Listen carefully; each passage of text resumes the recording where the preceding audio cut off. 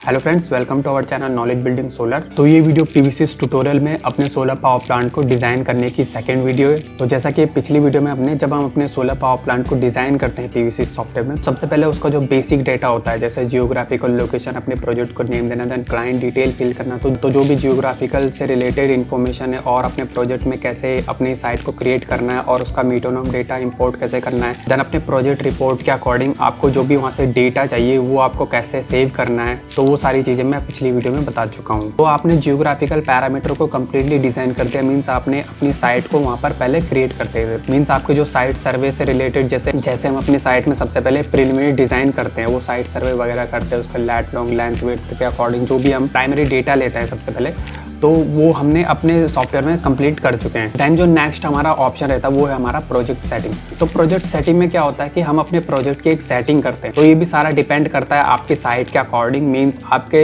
जो भी आपकी साइट है, पर्टिकुलर साइट है, आपके वहाँ पर क्या मैक्सिमम टेम्परेचर है, क्या मिनिमम टेम्परेचर है, एब्सोल्यूट टेम्परेचर क्या है, कितना वहाँ पर मिनिमम टेम्परेचर जाता है, कितना वहाँ पर इरिडियंस का वैल्यू रहता है, जो भी आपका मीटोनोम डेटा आपने सेलेक्ट किया है वो ऑलरेडी आपको बता चुका होता है वैसे, बट वो डिटेल आपको प्रोजेक्ट सेटिंग में डालनी पड़ती है। तो प्रोजेक्ट सेटिंग में इसलिए डालनी पड़ती है क्योंकि जो भी आप सिस्टम डिज़ाइन में आगे डिज़ाइन करेंगे अपना मॉड्यूल और इन्वर्टर, तो मॉड्यूल इन्वर्टर सेलेक्ट करने के बाद जब आप अपने स्ट्रिंग साइज़ क्रिएट करेंगे, मीन्स आपको कितने मॉड्यूल स्ट्रिंग में लगाने चाहिए, मतलब सीरीज़ में कितने मॉड्यूल आपको जोड़ने चाहिए, तो वो डिपेंड करता है आपके कम्प्लीटली टेम्परेचर पे। क्योंकि अगर आपका जितना हायर टेम्परेचर होगा तो आपको लोअर वोल्टेज मिलेगा, तो आपको एमपीपीटी के अकॉर्डिंग भी अपना मॉड्यूल को सेलेक्ट करना है। आपको अपने एमपीपीटी के अकॉर्डिंग या आपकी जो इनपुट वोल्टेज होगी आपके इन्वर्टर की, तो आपको उसके अकॉर्डिंग भी अपना सीरीज़ बनाना पड़ेगा, या दूसरे शब्दों में जो आप स्ट्रिंग साइज वहाँ पे क्रिएट करेंगे। तो इसीलिए प्रोजेक्ट सेटिंग बहुत ही इंपॉर्टेंट चीज़ है यहाँ पर। तो ये जो डेटाज हैं आपको कुछ मीटोनोम डेटा से मिल जाएगा, या आपके अपने साइट का जो टेम्परेचर डेटा है आपको ऑनलाइन भी वहाँ से मिल सकता है, तो आप वहाँ से भी उसको इनपुट कर सकते हैं। तो आज के हमारे टॉपिक रहेंगे जैसे अल्बेडो, और अल्बेडो का कैसे डिफाइन किया जाता है अपने प्रोजेक्ट सेटिंग में। उसके बाद डिज़ाइन कंडीशन। तो डिज़ाइन कंडीशन ही सबसे बड़ा इंपॉर्टेंट चीज़ है यहाँ पर जब हम प्रोजेक्ट सेटिंग करेंगे। देन नेक्स्ट होता है हमारा अदर लिमिटेशन, देन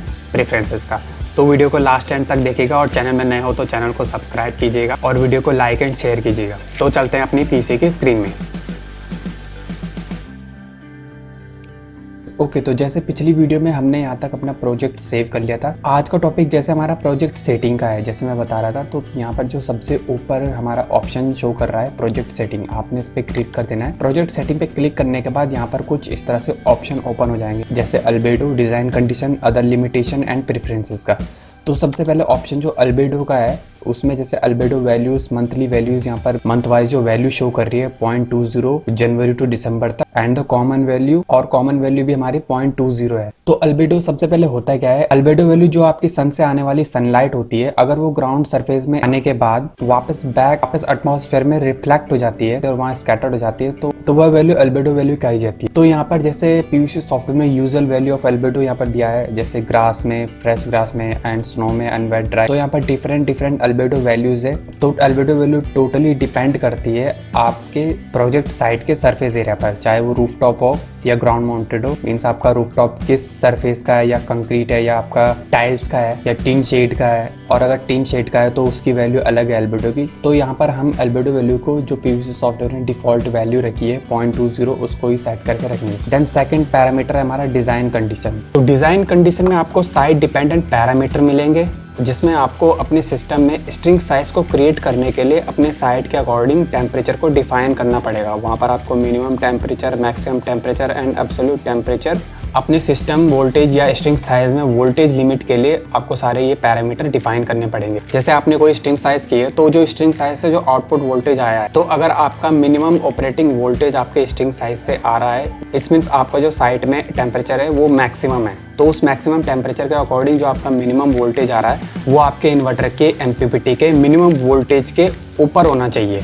और अगर आपके स्ट्रिंग साइज से मैक्सिमम वोल्टेज आ रही है, इट्स मीन आपका जो टेम्परेचर है, आपका एनवायरमेंटल टेम्परेचर, वो आपका मिनिमम है, तो वो आपके इन्वर्टर की एमपीपीटी के इनपुट वोल्टेज के बिलो होना चाहिए।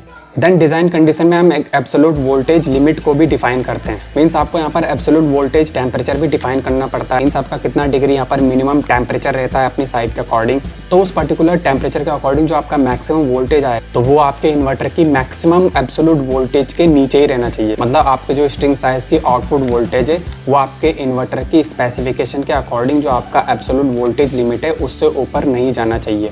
तो अगर समझ में नहीं आया है तो एक सिंपल से एग्जांपल से समझते हैं कि आपका जो स्ट्रिंग साइज़ है, जो आप स्ट्रिंग साइज़ क्रिएट करेंगे अपने सिस्टम के लिए, वो आपका टेम्परेचर पे किस तरह से डिपेंड करता है। तो इसको समझने के लिए मैं एक मॉड्यूल की कैरेक्टरिस्टिक्स ले लेता हूँ, जो उसकी इलेक्ट्रिकल कैरेक्टरिस्टिक्स होती है, जिसमें मेरा 335 वाट पीक का पीवी मॉड्यूल है और उसका VOC 45.80 वोल्ट है और VMP मेरा 36.70 वोल्ट है और IAC 9.50 एंड IMP 9.13 एम्पियर है। तो जो थर्मल कैरेक्टरिस्टिक्स होता है आपके मॉड्यूल में, जो आप मॉड्यूल की डेटा शीट देखेंगे तो उसमें हर मॉड्यूल के कोई भी मॉड्यूल है उसकी थर्मल या टेम्परेचर कैरेक्टरिस्टिक्स में लिखा होता है। तो डेटा शीट में क्या होता है कि हमारे पास जो पावर की टेम्परेचर कोफिशिएंट होता है वो नेगेटिव होता है और वोल्टेज का टेम्परेचर कोफिशिएंट भी हमारे पास नेगेटिव होता है। तो अभी जो मैंने डेटा शीट लिया है अपने मॉड्यूल का, उसमें जो टेम्परेचर कोफिशिएंट है फॉर VOC मीन्स वोल्टेज के लिए वो -2627% है। तो मैं यहाँ पर एक एग्जांपल से आपको बताता हूँ। इसमें मैं ले लेता हूँ कि जो मेरी साइट में जहाँ मैंने सोलर लगाना है वहाँ मिनिमम टेम्परेचर 20 डिग्री रहता है और मैक्सिमम टेम्परेचर मेरा 70 डिग्री रहता है, ये मैं मान लेता हूँ।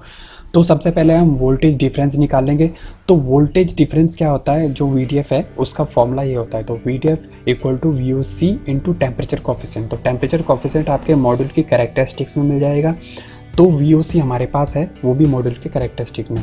तो 45.80 इंटू -2627%, जो हमारा VDF आप आएगा माइनस में 0.120316। तो आपको ये समझना जरूरी है कि जो हमारा इलेक्ट्रिकल कैरेक्टरिस्टिक्स होते हैं हमारे कोई भी मॉड्यूल के, वो स्टैंडर्ड टेस्ट कंडीशन यानी STC में लिखे जाते हैं। जो भी पैरामीटर होते हैं उसमें, जिसमें हमारे पास 1000 वाट मीटर स्क्वायर हमारा इरेडियंस होता है, 25 डिग्री सेल्सियस हमारा सेल टेम्परेचर होता है और 1.5 हमारा AM होता है। तो अगर अब हमारी साइट पर मिनिमम टेम्परेचर है तो क्या वोल्टेज रहेगा हमारे मॉड्यूल का, तो फॉर्मूला है VOCT minimum equal to VOC plus minimum temperature minus STC temperature into voltage difference हमारा। तो 45.80 हमारा VOC है, देन 30 माइनस 25 डिग्री ये हमारा टेम्परेचर हो गया। देन हमारे पास वोल्टेज डिफरेंस जो है वो है -1203166, जो हमारा आता है VOCT मिनिमम 45.19। और अगर हमारी साइट पर मैक्सिमम टेम्परेचर है तो टेम्परेचर होगा हमारे मॉड्यूल का वही फॉर्मूला सेम रहेगा, लेकिन इसमें मैक्सिमम टेम्परेचर हम लेंगे।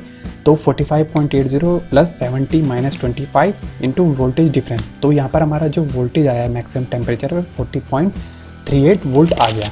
तो था आपका मॉड्यूल वोल्टेज है। अब इन्वर्टर की वोल्टेज रेंज पर चलते हैं। तो आपके जो इन्वर्टर की डेटा शीट में MPPT वोल्टेज रेंज लिखी होगी, जैसा मेरा MPPT वोल्टेज रेंज है यहाँ पर 520 से 800 वोल्ट, तो V मिनिमम मेरा 520 है और V मैक्स मेरा 800 वोल्ट है। तो स्ट्रिंग साइज कैलकुलेशन जो होगी मेरी V मिनिमम के लिए मीन 500 वोल्ट के लिए, तो V minimum upon VOCT maximum voltage के लिए मेरे निकल रहा था। तो 520 divide by 40.38 that is 12.87 means आप 12 या 13 नंबर ऑफ मॉड्यूल सीरीज में रख सकते हैं, वो भी मिनिमम। और मैक्सिमम के लिए V max upon VOCT minimum that is 800 divide by 45.19 that is 17.70 या 17 और 18। तो आपका जो स्ट्रिंग साइज रेंज जो बन के आई है यहाँ पर, वो आई है 13 to 18 मॉड्यूल। तो इसी तरह से यहाँ पर स्ट्रिंग साइज बनती है। तो हमारी साइट के अकॉर्डिंग जितना हमारा टेम्परेचर बढ़ेगा उतना हमारा वोल्टेज यानी VOC कम होगा, और जितना हमारा टेम्परेचर कम होगा साइट में उतना हमारा वोल्टेज यानी VOC बढ़ेगा। तो हमारी स्ट्रिंग साइज उसी पे ही डिपेंड करती है। तो यहाँ पर कुछ PVC सॉफ्टवेयर हमें डिफरेंट ग्राफ देता है। तो होपफुली आप समझ गए होंगे कि जो हमारे मॉड्यूल की वोल्टेज है वो कितना डिपेंड करता है हमारे एनवायरनमेंट टेम्परेचर पे।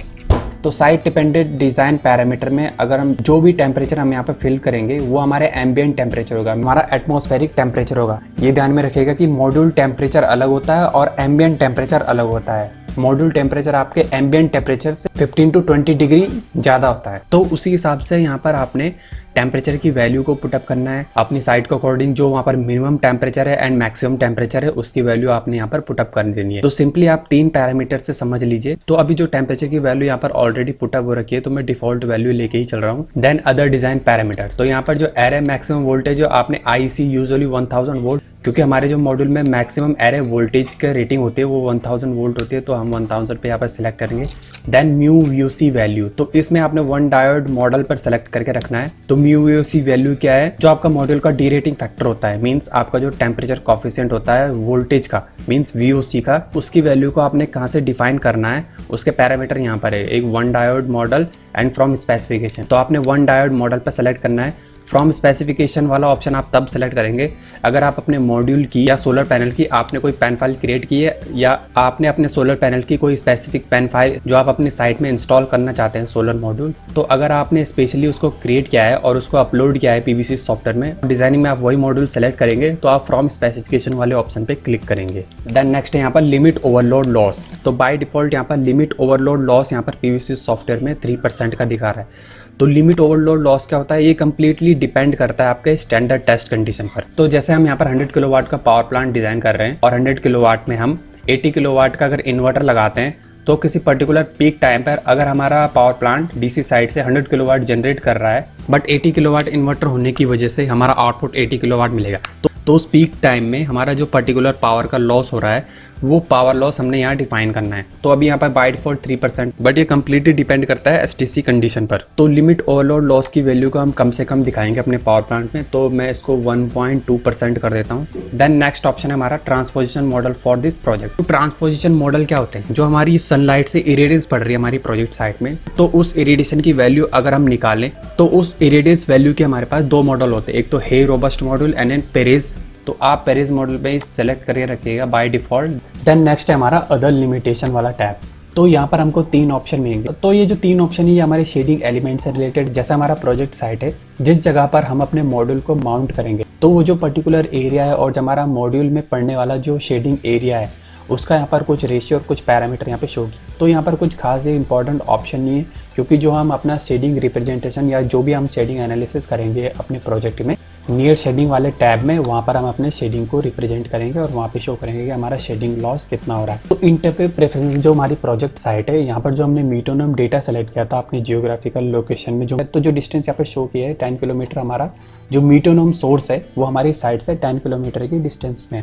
तो जो अदर लिमिटेशन प्रेफरेंस के चेंजेस को हमने बाय डिफॉल्ट ही रख देना है, देन इसको ओके कर देना है। ओके करने के बाद आपने अपने प्रोजेक्ट को यहाँ से सेव कर देना है। तो दोस्तों ये था हमारा प्रोजेक्ट सेटिंग जो हमने यहाँ पर कंप्लीटली समझ लिया। अगर आपको आज के पर्टिकुलर टॉपिक से जो हमारा प्रोजेक्ट सेटिंग है उससे रिलेटेड कुछ कंफ्यूजन है, क्वेश्चन हो, तो प्लीज़ आप कमेंट कीजिए और चैनल में नए हो तो चैनल को सब्सक्राइब कीजिए। तो मिलते हैं अपने नेक्स्ट टॉपिक पर जो है हमारा वेरिएंट एंड ओरिएंटेशन। तब तक के लिए थैंक यू।